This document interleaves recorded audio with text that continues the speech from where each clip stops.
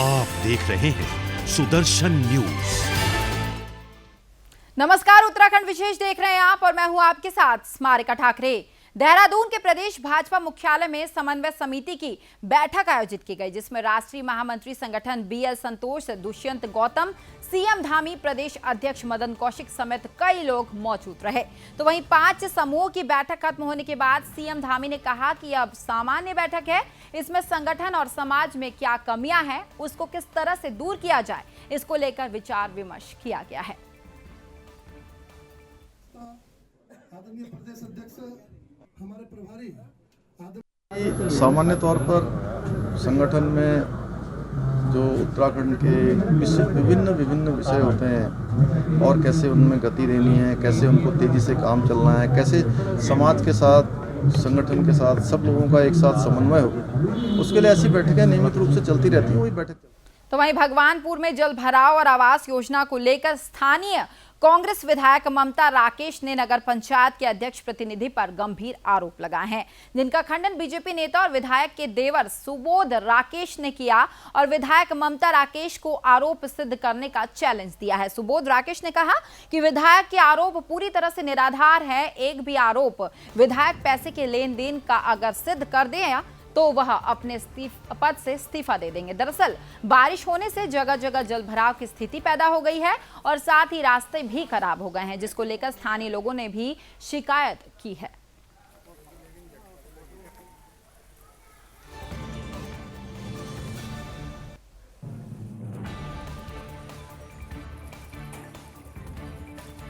अध्यक्ष अपनी तारीफ अपने आप करते हैं, अपनी तारीफों के पुल बांधते हैं और कहते हैं कि भगवानपुर नगर पंचायत में जितना विकास हो रहा है इतना कहीं नहीं हो रहा है। लेकिन 2 दिन की बारिश में रात से बारिश हो रही है और आज सुबह ने नगर पंचायत के विकास कार्यों की पोल खोल दी है।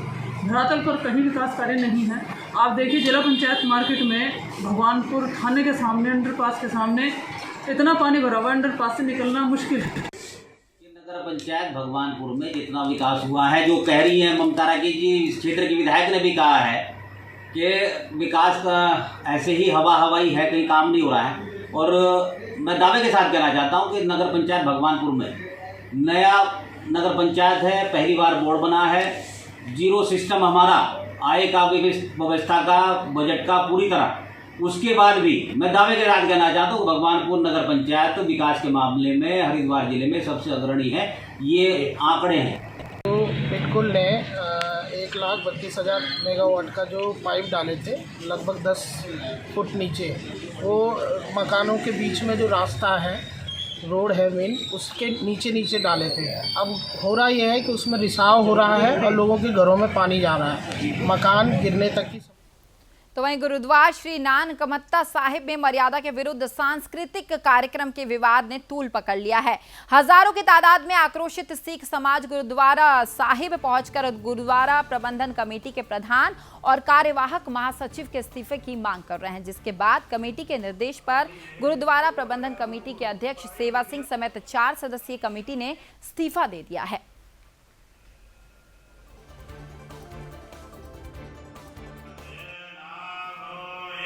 जैसे कि पुराने पदाधिकारी थे 4, उनकी सदस्य से इस्तीफा लिया गया है। सरदार सेवा सिंह, जनरल सेक्रेटरी केहर सिंह, तन्ना सिंह और जसविंदर सिंह गिल, इन 4 पदाधिकारियों का इस्तीफा लिया गया है। निर्णय हुआ है कि जो अकाल तख्त साहब से यानी हरप्रीत सिंह जी जथेदार जी ने जो अपनी 3 मेंबरी कमेटी यहाँ पे भेजी थी ये पूरे प्रकरण को देखने के लिए, ये अकाल तख्त साहब का हुक्म मानते हुए जो 4 आदमियों ने इस्तीफे दिए हैं, ये अकाल तख्त के हुक्म के बाद उन्होंने अपना इस्तीफा दिया है, उनके आदेश को मानते हुए। और वहीं के आदेश पे, अकाल तख्त साहब के आदेश पे अभी ये 5 मेंबरी कमेटी आर्जी तौर पर तो वहीं लक्सर क्षेत्र के बसेड़ी, खादर और सेठपुर गांव के कुछ लोगों ने फर्जी बीमा कंपनी खोलकर लोगों को करोड़ों रुपए का चूना लगाकर रफू चक्कर हो गए। मामले का खुलासा तब हुआ जब पॉलिसी का समय पूरा होने के बाद लोग अपना पैसा लेने फर्जी बीमा कंपनी की उपशाखा लक्सर पहुंच गए, जहां बैठे कंपनी के एमडी और हैदर अंसारी और डायरेक्टर शाहनवाज जावेद ने अन्य साझेदारों ने पॉलिसी धारकों से मूल कागजात जमा कराकर बदले में एक रसीद दे दी, जिस पर 3 से 4 महीने के भीतर धनराशि देने की बात लिखी गई थी। तो वहीं रातों रात रफू चक्कर होने के बाद पुलिस को इसकी सूचना दी गई, जिसके बाद मामला दर्ज कर पुलिस आगामी जांच में अब जुट गई है।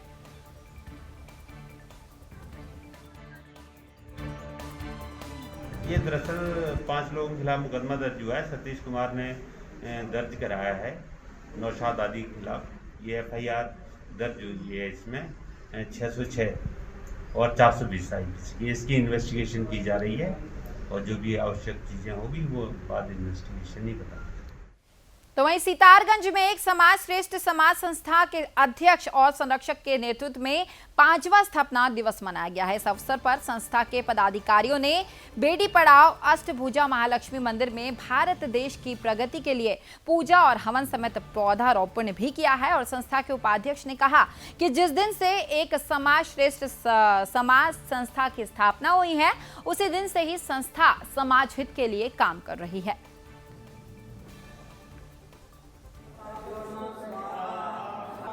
आज एक समाज श्रेष्ठ समाज संस्था के 5वें स्थापना दिवस के शुभ अवसर पर अष्टभुजा महालक्ष्मी मंदिर में संस्था ने भारत देश की प्रगति उन्नति के लिए हवन कर, पूजा अर्चना कर, वृक्षारोपण कर, प्रसाद वितरण कर संस्था का 5वां स्थापना दिवस मनाया है। और एक समाज श्रेष्ठ समाज संस्था की जिस दिन से स्थापना हुई है, उसी दिन से संस्था लगातार समाज हित, भारत हित में कार्य कर रही है।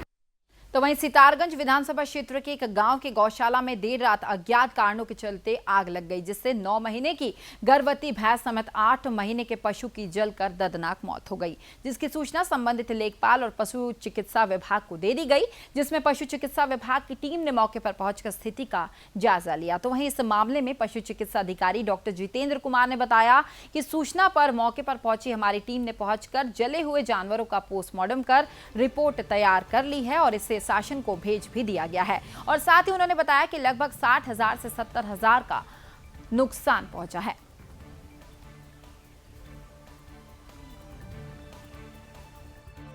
की विथा में मेजर खां सनाब शब्बीर खां के यहाँ गौशाला में आग लग गई, जिसके कारण उनकी एक 9 महीने की गाभिन भैंस और एक 8 महीने का पड्डा जलकर उसको मिल गया। तत्पश्चात हमारी टीम वहाँ मौके पर गई और हमने वहाँ पर जाकर पशुओं को पोस्टमार्टम किया है और रिपोर्ट उसकी शासन को भेजी जा रही है। 65 से 70,000 रुपए के बीच में टोटल नुकसान हुआ। तो वहीं उत्तरकाशी के जिलाधिकारी मयूर दीक्षित ने गंगोत्री भवन में स्थापित सूचना, निर्वाचन, पूर्ति विभाग, आबकारी समेत कई विभागों का औचक निरीक्षण किया। इस दौरान उन्होंने सभी विभागों की उपस्थिति डॉक्टर्स के चेक किया, तो ये पता चला कि निर्वाचन कार्यालय से 2 कर्मचारी अनुपस्थित है, तो वहीं आबकारी, पूर्ति विभाग और जिला प्राधिकरण में से एक कर्मी अनुपस्थित पाए गए हैं, जिसके चलते जिलाधिकारी ने सभी कर्मचारियों को कारण बताओ नोटिस जारी करने के साथ ही वेतन रोकने का आदेश भी दिया है।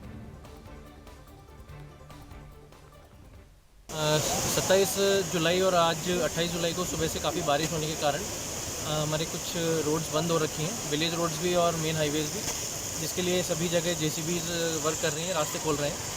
कुछ हमारी पेयजल लाइनें भी ध्वस्त हुई हैं और पावर का भी सप्लाई धौतरी क्षेत्र में और बड़कोट पुरला क्षेत्र में अफेक्टेड है, उसके लिए भी हमारी टीम। तो वहीं उत्तरकाशी में लगातार हो रही भारी बारिश को देखते हुए जिलाधिकारी मयूर दीक्षित ने जीवन रेखा से जुड़े विभागों को सतर्क रहने के निर्देश दिए हैं। दरअसल जिला आपात परिचालन केंद्र में बैठक के दौरान जिलाधिकारी ने बारिश के कारण बंद राष्ट्रीय राजमार्गों और आंतरिक सड़क मार्गों को तेजी के साथ खोलने का आदेश NHBRO को दे दिया था। तो वहीं पेयजल लाइनों, विद्युत आपूर्ति को युद्ध स्तर पर बहाल करने के लिए अधिकारियों को ये कहा गया है।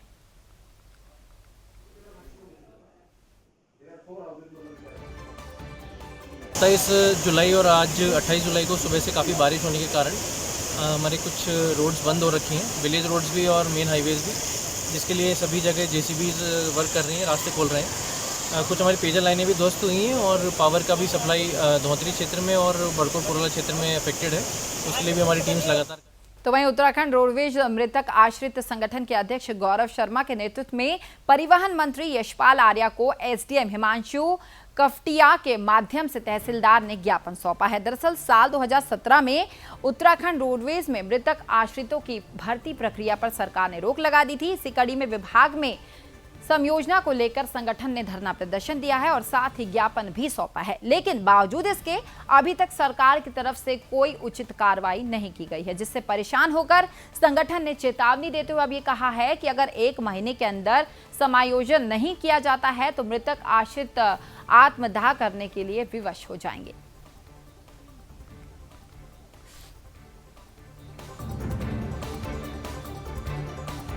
तो वहीं खटीमा में वन विभाग को एक बड़ी सफलता हाथ लगी है। वन विभाग टीम ने चेकिंग के दौरान 2 तस्कर को 1.5 किलो कीड़ा जड़ी औषधि के साथ अब गिरफ्तार कर लिया, जिसकी अंतर्राष्ट्रीय बाजार में कीमत 20 से 25 लाख रुपए बताई जा रही है। तो वहीं इस पूरे मामले को उच्च अधिकारी के निर्देश पर वन कानून के तहत पकड़े गए दोनों आरोपियों से कार्रवाई में 6.5 लाख रुपए वसूल लिए गए हैं। फिलहाल आगे की कार्रवाई जारी है।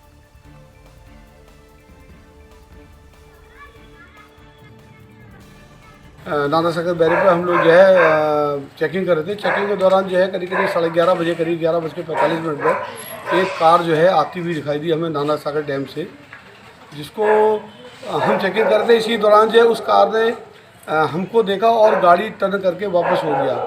तो हमको कुछ शक हुआ कि इस गाड़ी में कुछ ना कुछ जरूर है, या तो हो सकता है खैर होगा या कुछ होगा। इसके तुरंत बाद जो है मेरी टीम द्वारा जो है सरकारी वाहन से हम लोग जो है इसका पीछा करते करते और हम लोगों द्वारा घेराबंदी करके बेल बाबा में हमको उस कार को जो है हमारे द्वारा पकड़ लिया गया। तो वहीं टिहरी गढ़वाल के देवप्रयाग NH 58 पर एक बड़ा हादसा हो गया है। आपको बता दें, जिसमें देवप्रयाग की तरफ आ रहा एक ट्रक खाई में जा गिरा। हादसे में 3 लोग गंभीर रूप से घायल हो गए हैं। मिली जानकारी के मुताबिक यह हादसा मूसलाधार बारिश की वजह से हुआ, जब ट्रक चालक ने नियंत्रण खो दिया, जिसकी सूचना मिलते ही मौके पर पहुंची पुलिस ने घायलों को अस्पताल में भर्ती करा दिया है।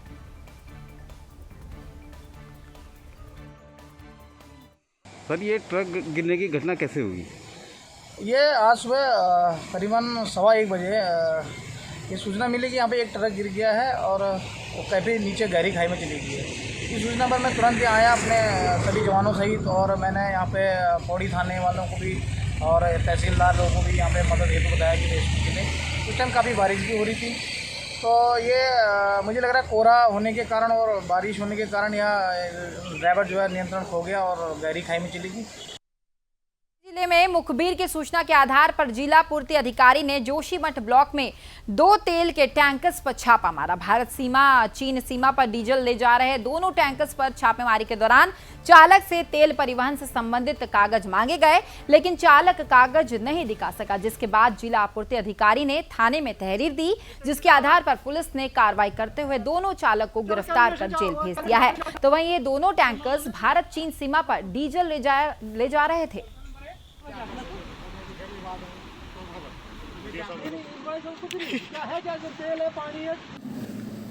जोशीमठ से शिकायत प्राप्त हुई थी कि यहाँ पे 2 टैंकर आ रखे हैं, वो अवैध रूप से डीजल को निर्गत कर रहे हैं। उसके पश्चात मैं पूर्ति निरीक्षक एवं हमारे साथ एक केंद्र प्रभारी सेन जी मौके पे गए। मौके पे उनसे दस्तावेज। तो वहीं उत्तराखंड में लगातार हो रही मूसलाधार बारिश का असर कई जिलों में अब देखने को मिल रहा है। अब बात करते हैं मसूरी की, जहां जनजीवन अस्त व्यस्त हो चुका है। कई जगह मार्ग बंद है। कैंपटली फॉल का भी जलस्तर अब पूरी तरह से बढ़ गया है। इसके अलावा ऋषिकेश में बीन नदी का जलस्तर जो है वो अपने उफान पर है, जिसके चलते हरिद्वार से चीला मार्ग से ऋषिकेश की ओर आने वाले वाहन उफनती नदी की चपेट में आ गए हैं।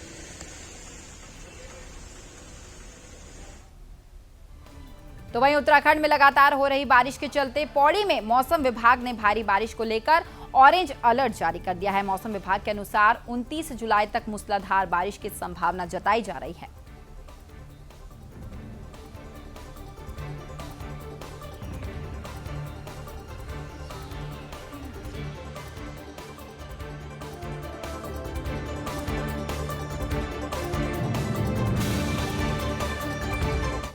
तो वहीं हरिद्वार के एसएसपी सेंथिल अबुदई कृष्णराज एस ने खानापुर थाने का निरीक्षण किया है। सबसे पहले थाना कार्यालय बंदीगृह की बीट बुक चेक की है उन्होंने, और साथ ही उन्होंने अधिकारी और कर्मचारियों के आवास का जायजा भी लिया है। तो वहीं उन्होंने कोतवाली में मुकदमा से संबंधित खड़े वाहनों का शीघ्र निस्तारण करने के निर्देश भी दिए हैं। एसएसपी ने निरीक्षण के दौरान साफ सफाई देखकर जमकर प्रशंसा भी की है। थाने का वार्षिक निरीक्षण है मेरे द्वारा जो है, इसमें बहुत अच्छा व्यवस्था कर रखा है और इसमें कहाँ कमियां हैं, जैसा कुछ संसाधन का कमियां हैं उसी बारे में हमने एसओ साहब से डिस्कस किया है। डिस्कस करके जो है उनको हमने कहा था कि उसके बारे में एक प्रस्ताव भेजें। जो भी कमें जैसा आपदा संबंधित कोई आवश्यकता हो या जो थाने में और मूलभूत सुविधा की आवश्यकता हो तो उसी बारे में अवगत करने के लिए कहा है। तत्काल रूप से उसमें कार्रवाई करके इसको उपलब्ध कराएंगे। तो वहीं पौड़ी गढ़वाल के तौली गांव में स्थित एक निजी कॉलेज में ग्रामीण कृषि गोष्ठी का आयोजन किया गया, जिसमें 50 से अधिक किसानों को संस्थान के कुलपति डॉक्टर विजय धसमाना ने प्रोत्साहन राशि देकर सम्मानित किया। कुलपति धसमाना ने यह बताया कि हमारा प्राथमिक उद्देश्य कृषि व्यवस्था में तकनीक के माध्यम से कृषि को बढ़ावा देना है।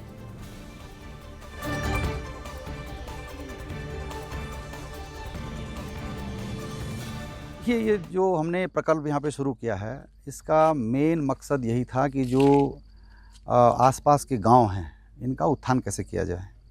और पहाड़ में आपको पता है कि यहाँ जो इनकम जनरेशन का जो एक ही मेन सोर्स है वो है कृषि।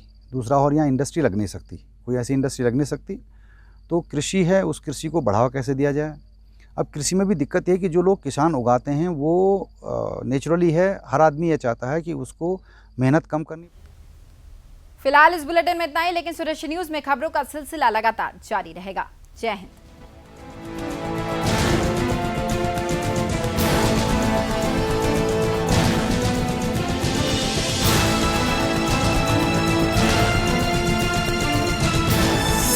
आप देख रहे हैं सुदर्शन न्यूज।